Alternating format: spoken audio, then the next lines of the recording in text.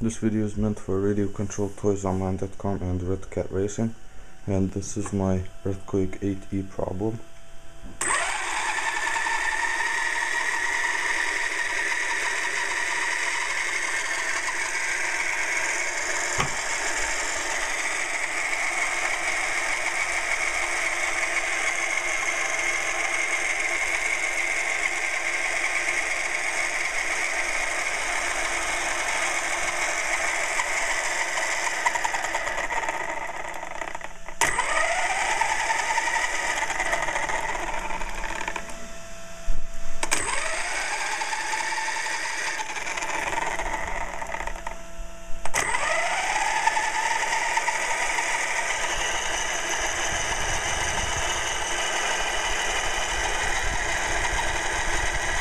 As you can see, the tire is wobbling,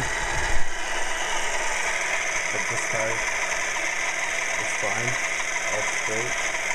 This tire straight, this tire wobbling. I'm guessing the drive shafts are bent. Thank you.